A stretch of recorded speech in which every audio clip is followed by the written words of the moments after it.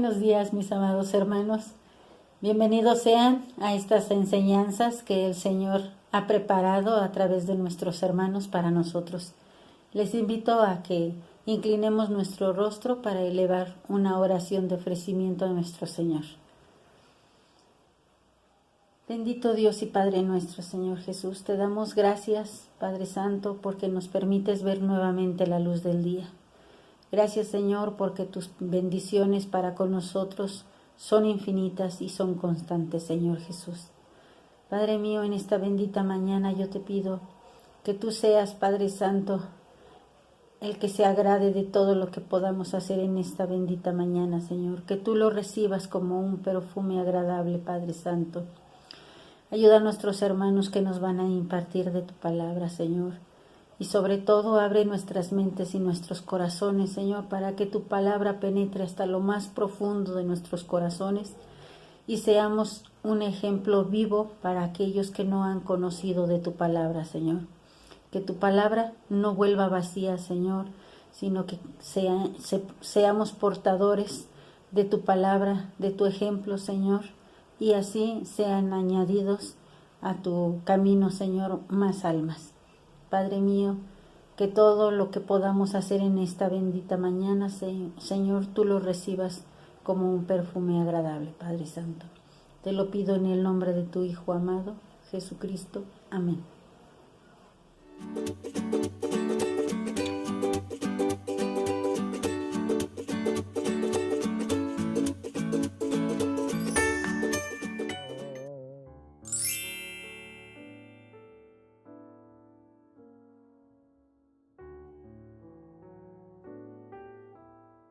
Mis queridos amigos, el día de hoy me gustaría que hiciéramos una oración de gratitud, pues nos ha quedado claro que todos nosotros somos pecadores y merecemos lo peor, pero Dios ha querido mostrarnos de su amor y ha querido rescatarnos de ese pecado.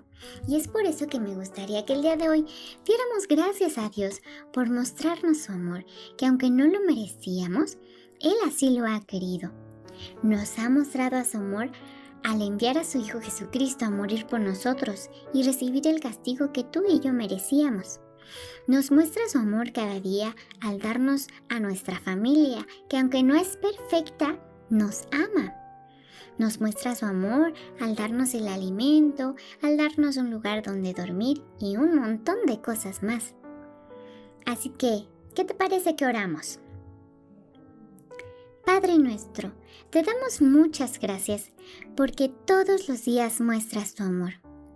Gracias, Señor, porque has escogido a cada uno de nosotros para que seamos tus hijos, porque has enviado a tu Hijo Jesucristo para rescatarnos del pecado. Muchas gracias porque hemos aprendido muchas cosas de ti y eso nos ha acercado más a ti y a mí. Gracias, Dios, por todo esto y te pedimos que nos ayudes a seguir aprendiendo más cosas de ti, que cada día podamos agradarte más en todo lo que hacemos. Y también te pedimos que nos ayudes para poder compartir de ese amor a todos los que nos rodean y que todos los que nos rodean puedan conocerte a ti. Te lo pedimos en el nombre de Jesús. Amén. Nos vemos la próxima semana. Bye.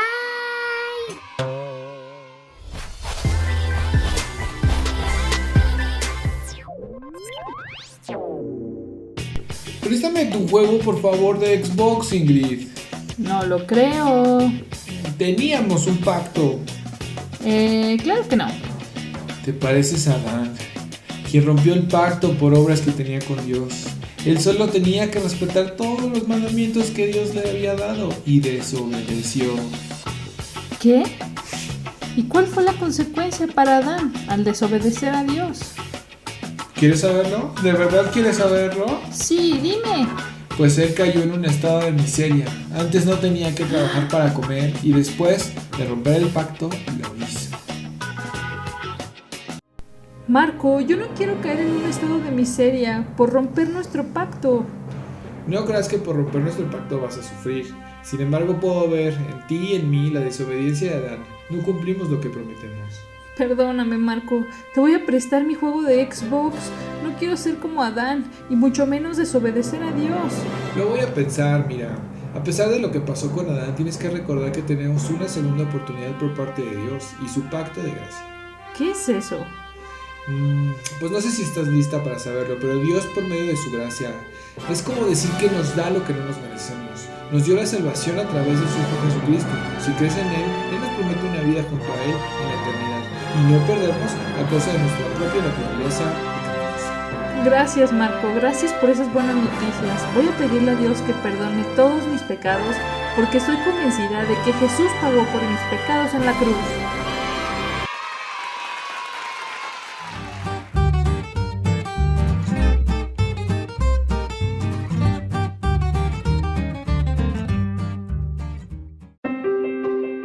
Jesús es mi verdadero Dios. Lección 18. Intermedios. La Biblia, en 1 de Juan 5:20 nos dice: pero sabemos que el Hijo de Dios ha venido y nos ha dado entendimiento para conocer al que es verdadero. Y estamos en el verdadero, en su Hijo Jesucristo. Este es el verdadero Dios y la vida eterna. ¿Alguna vez te has sentido humillado, despreciado o maltratado? ¿Cuál ha sido tu reacción? Pues hoy vamos a hablar de cómo vino Jesús al mundo y de cómo fue humillante esa condición, pero que a Él no le importó, porque lo hizo por amor a nosotros y para perdonarnos y presentarnos delante de Dios y para darnos a conocer el verdadero Dios, quien es Él mismo. La Biblia nos dice que en el mundo estaba y por el mundo fue hecho, pero los hombres no le reconocieron como Dios, el cual, siendo en forma de Dios, no estimó el ser igual a Dios como cosa a que aferrarse, sino que se despojó a sí mismo tomando la forma de hombre, hecho semejante a los hombres, y estando en la condición de hombre, se humilló a sí mismo, haciéndose obediente hasta la muerte, y muerte de cruz. A Cristo también lo conocemos como nuestro sumo sacerdote porque se compadece de nuestras debilidades, pues Él mismo fue tentado en todo según nuestra semejanza, pero sin pecado. Porque tal sumo sacerdote nos convenía santo, inocente, sin mancha, apartado de los pecados y hecho más sublime que los cielos.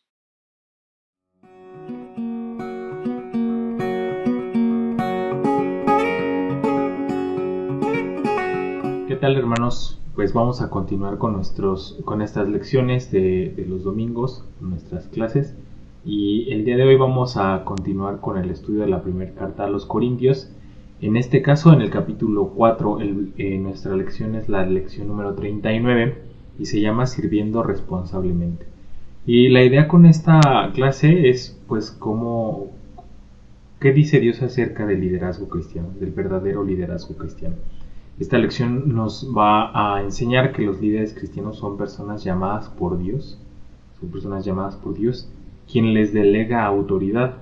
Y esta autoridad debe ejercerse de una forma responsable. Eso es lo que vamos a estar viendo en esta lección.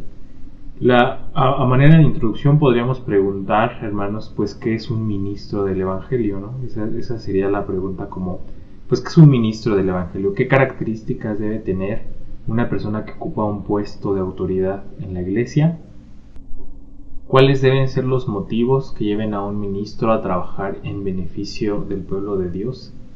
Y esas preguntas pues se nos vienen a la mente, yo creo que cuando hablamos acerca de liderazgo cristiano, ¿no? El ministerio cristiano es un don divino, es un don que nos da Dios, es decir, a las personas que ejercen liderazgo en la iglesia es porque Dios los ha llamado y los ha capacitado, no solo que los llama, sino también que los capacita con habilidades que el Espíritu Santo les da a los líderes de la iglesia. Sin embargo, el ministerio cristiano también es una empresa humana, es un asunto humano en donde los líderes pues tienen que lidiar o tratar con personas también. Entonces tiene esta como ambivalencia, ¿no? Recordemos pues que en esta carta a los Corintios también pues el apóstol Pablo ve que hay luchas y dificultades, conflictos entre las personas que ocupaban el liderazgo en la iglesia en el pueblo de Corinto, en la ciudad de Corinto. Pablo entonces decide abordar de lleno acerca de del tema del ministerio cristiano. Dice la palabra de Dios en 1 Corintios 4:1, así pues, téngannos los hombres por servidores de Cristo y administradores de los misterios de Dios. Nuevamente dice, así pues, téngannos los hombres por servidores de Cristo y administradores de los misterios de Dios. Digamos que lo que el apóstol Pablo está haciendo aquí, para empezar este asunto, es definir qué es un ministro, definir qué es un líder. Y un líder es un servidor de Cristo y un administrador de los misterios de Dios. Servidor de Cristo y administrador de los misterios de Dios. Esta frase tan sencilla, tan corta, está muy cargada de un sentido teológico. En primer lugar, podemos decir que fíjense lo que son las cosas. Las personas que son líderes en una iglesia o que ministran son siervos. La autoridad de la iglesia es un siervo, ¿no? La palabra griega siervo no es la palabra común. En realidad, más propiamente traducido es la palabra esclavo, es la palabra doulos del griego y significa literalmente esclavo. Y la palabra que se emplea en este pasaje más bien es uperetes, que significa para hablar como de los mayordomos o asistentes de los amos. Pablo quiere decir que los líderes cristianos son los asistentes de Cristo, es decir, son servidores de Dios que tienen cierta autoridad. Fíjense qué curioso. Eso en primer lugar. En segundo lugar, que decíamos que esta frase tan corta está cargada de un contexto teológico, Pablo define a las personas que ocupan puestos de autoridad en la iglesia como mayordomos de los misterios de Dios. El mayordomo pues es la persona que un amo, un dueño, deja a cargo de sus propiedades mientras que él está ausente. Es un administrador que ejerce autoridad y actúa de acuerdo a su propio criterio. El mayordomo actúa de acuerdo a lo que él entiende, ¿no? O sea, no puede estar como que todo el tiempo llamando a su amo para ver qué hacer o qué no hacer en cierta circunstancia, ¿no? Pero siempre tratando de seguir las pautas que el amo le ha impuesto. Por ejemplo, pues, qué sé yo, o sea, nunca usar el carro principal o nunca dormir en la habitación principal, por poner algunos ejemplos. Un asunto que es importante recalcar aquí es la palabra misterios. Ahí en el versículo 1 lo vemos como administradores de los misterios, y podríamos decir que esto es algo pues muy misterioso, ¿no? Porque pues ¿qué son los misterios de Dios? Pero el apóstol Pablo a lo largo de sus cartas habla de los misterios de Dios y de los misterios de Dios, y lo que él recalca, de hecho lo vamos a ver en un momento, es que los misterios son los propósitos que Dios tiene para el mundo. No es algo como que él haya guardado en un cofre y entonces nadie lo puede abrir o hay que investigarlo o algo así, sino este asunto del plan de salvación que Dios tiene para las personas no judías. De hecho lo deja claro en la carta a los Efesios, en el capítulo 3, el verso 6, fíjense cómo dice: que los gentiles son coherederos y miembros del mismo cuerpo y copartícipes de la promesa en Cristo Jesús por medio del Evangelio. Y aquí en este texto está hablando de los misterios de Dios y que no sé qué. Y entonces dice que ese misterio es que los gentiles, es decir, las personas no judías, son coherederos y miembros del mismo cuerpo y copartícipes de la promesa en Cristo Jesús por medio del Evangelio. Esos son los misterios a los que el apóstol Pablo se refiere.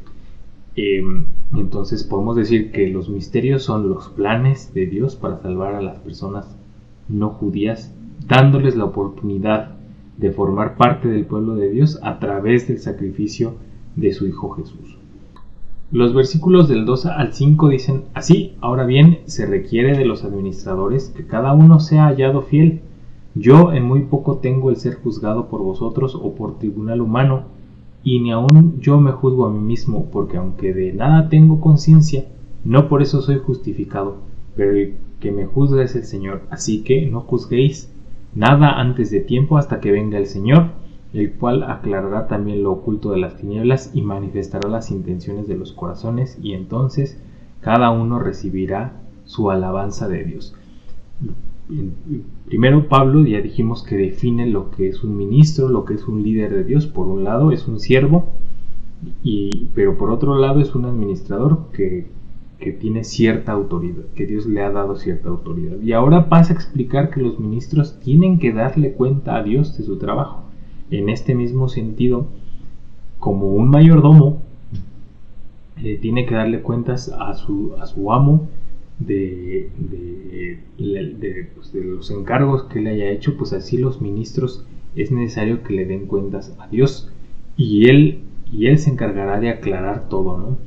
Y entonces dice, en el versículo 5 dice así, que no juzguéis nada antes de tiempo, hasta que venga el Señor. Que esta es una lección muy importante tanto para los líderes de nuestras iglesias como para aquellos que no ejercemos un liderazgo, porque nos dice claramente el apóstol Pablo que no juzguemos entonces a nuestros líderes, que esperemos, que le demos tiempo al tiempo, ¿no? Que no nos apresuremos a juzgar, que no nos apresuremos a interpretar lo que un líder, lo que un ministro hace, sino pues que esperemos el tiempo en que Dios haya de aclarar eso. Los versículos 6 y 7 dicen así: pero esto, hermanos, lo he presentado como ejemplo en mí y en Apolos por amor de vosotros, para que nosotros aprendáis a no pensar más de lo que está escrito, no sea que por causa de uno os envanezcáis unos contra otros, porque ¿quién te distingue? ¿O qué tienes que no hayas recibido? Y si lo recibiste, ¿por qué te glorías como si no lo hubieras recibido? En estos versículos 6 y 7 el apóstol Pablo dice: ni yo, o sea, ni el mismo apóstol Pablo, ni Apolos nos hemos envanecido. O sea, no han buscado su propia gloria, no han buscado quedar bien ellos como para hacer que lo sigan a ellos. ¿Se acuerdan que el apóstol Pablo decía: ni yo soy nada, porque ni yo que sembré soy nada, ni Apolos que regó es nada, sino quien da el crecimiento, que es Dios? Aquí lo vuelve a reiterar y dice: nosotros dos no nos hemos envanecido, no hemos buscado nuestra propia gloria, no hemos buscado que se nos siga a nosotros antes que a Dios. Y también es una enseñanza muy importante, porque en la iglesia de Corinto había gente que estaban llenas de orgullo y que despreciaban a los apóstoles. Entonces lo que el apóstol Pablo dice, pues ahora sí que conmigo pueden hacer lo que quieran, yo no tengo nada de que gloriarme, no he buscado envanecerme, y pues déjenle a Dios lo que Él tenga que decir acerca de mí, ¿no? E incluso del mismo Apolos. Y luego en el versículo 8 empieza con una especie de ironía. Fíjense cómo dice: ya estáis saciados, ya estáis ricos, si nosotros reináis, y ojalá reinaseis, para que nosotros reinásemos también juntamente con vosotros. Entonces dice aquí el apóstol Pablo, pues ustedes ya están saciados, ya están ricos, y aparte reinan sin nosotros.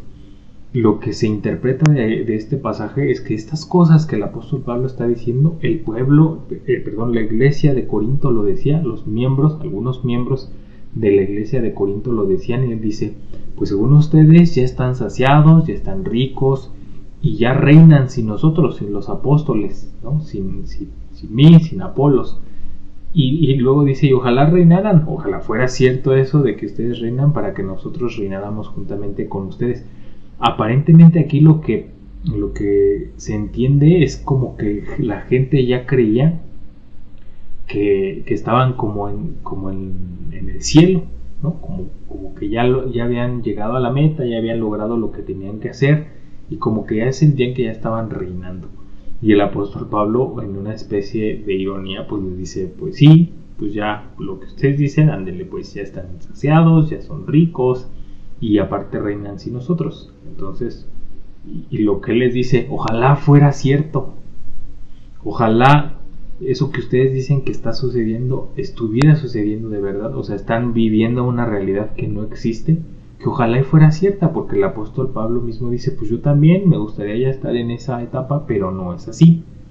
Dice el versículo 9: porque según pienso, Dios nos ha exhibido a nosotros los apóstoles como postreros, como a sentenciados a muerte, pues hemos llegado a ser espectáculo al mundo, a los ángeles y a los hombres. En este versículo 9 vemos una referencia del apóstol Pablo a los gladiadores, porque de hecho es la única referencia que se ve acerca de los gladiadores en el Nuevo Testamento, porque dice: Dios nos ha puesto a nosotros los apóstoles en el último lugar como a sentenciados a muerte.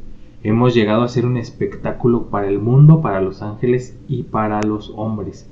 Aquí la palabra que se usa para espectáculo es la palabra teatrón, que significa o hace referencia directamente a los juegos, como a los juegos que se practicaban en Roma en ese entonces. Pablo dice pues que así como en la antigüedad tomaban a los guerreros que estaban sentenciados a muerte, no necesariamente guerreros, sino personas atléticas sentenciadas a muerte, como que les daban esta oportunidad de morir pues en el Coliseo, ¿no? Batallando por su vida. A eso se refiere. Los versículos 10 y 11 dicen: nosotros somos insensatos por amor de Cristo, mas vosotros prudentes en Cristo. Nosotros débiles, mas vosotros fuertes. Vosotros honorables, mas nosotros despreciados. Hasta esta hora padecemos hambre, tenemos sed, estamos desnudos, somos abofeteados y no tenemos morada fija. Pablo vuelve a hablar con ironía en estos versículos, de hecho lo continúa haciendo hasta el versículo 13, pero en estos versículos 10 y 11 el apóstol Pablo describe las necesidades financieras que tienen los discípulos. Dice que padecen hambre, que tienen sed, que estaban desnudos, que eran abofeteados y que no tenían una casa fija, no tenían pues casas como las demás personas sí lo podían tener. Ahí está diciendo pues que ellos como apóstoles, como ministros, como servidores de Dios, pues pasan necesidad, y los distingue de las personas que los estaban criticando y que se sentían que debían tener independencia de los apóstoles y que se creían superiores, etc. Y en los versículos 12 y 13 sigue diciendo: nos fatigamos trabajando con nuestras propias manos, nos maldicen y bendecimos, padecemos persecución y la soportamos, nos difaman y rogamos. Hemos venido a ser hasta ahora como la escoria del mundo, el desecho de todos. El desecho de todos, termina diciendo. Entonces en estos dos versículos el apóstol Pablo habla acerca de la actitud que debe tener un líder cristiano. No es una persona que se defienda, no es una persona... Me refiero, tampoco se trata de que un líder nunca, pues sí, literalmente se defiende, pero dice aquí que a ellos los maldicen, pero ellos bendicen, que padecen persecución y la soportan. Dice que nos difaman y rogamos. A eso se refiere, ¿no? Como que pago bien por mal. Un ministro de Dios, un siervo de Dios, paga bien en lugar de mal. No quiere decir que no se defienden, no quiere decir que son personas pues a las que se les puede pisotear y que ellos no van a decir nada. No es la idea aquí, sino que regresan bendición en lugar de maldición. Eso es lo que quiere decir. Pasemos pues a la aplicación, hermanos, de nuestra lección, y lo primero es pues la autoridad del líder cristiano, ¿no? Eso lo deja claro el apóstol Pablo, que el líder cristiano tiene autoridad. Las palabras que usa Pablo, que dijimos administrador y mayordomo, afirman que las personas cristianas pues tienen autoridad. Los líderes cristianos tienen autoridad. De alguna manera representan a Dios en la congregación y Dios les ha dado autoridad. Sin embargo, también debe quedar claro que esa autoridad es delegada, o sea, tiene un límite, ¿no? Como decíamos que un mayordomo no tiene todo el derecho sobre la casa, o hay ciertas reglas o normas que debe seguir, pues también los líderes o ministros cristianos tienen una autoridad que es delegada y por lo tanto está limitada a ciertas cosas. Por ejemplo, pues la autoridad no es absoluta en el sentido de que un líder puede enseñar, puede exhortar, puede aconsejar, puede corregir, incluso puede hasta amonestar, pero no tiene autoridad para manipular o explotar al pueblo, ¿no? Entonces la autoridad no es absoluta, está limitada. Y esto nos lleva a un segundo punto. Efectivamente, un líder cristiano tiene autoridad pero así como Dios le ha dado esa autoridad, pues ellos deben de rendir cuentas, ¿no? Ellos deben de rendir. Ciertamente se les ha entregado esta responsabilidad, ¿no? De enseñar, de exhortar, de animar, incluso decíamos de amonestar, pero ellos tienen que dar cuentas y tienen que dar cuentas a Dios. Eso en primer lugar, como primer punto. Un segundo punto es lo que vimos en los últimos versículos acerca del sufrimiento que conlleva el liderazgo cristiano. Pablo compara a los apóstoles y al resto de los líderes, como decíamos, los compara con aquellas personas que estaban condenadas a muerte y que por su forma atlética, por su condición física, les daban la oportunidad de pues aplazar, por decir de alguna forma, su muerte a través de ponerlos ahí en el espectáculo. La verdad es que al principio estos juegos se celebraban cuando moría un gran guerrero. O sea, era la costumbre, muere un gran guerrero y entonces se hacían estos juegos de manera pública.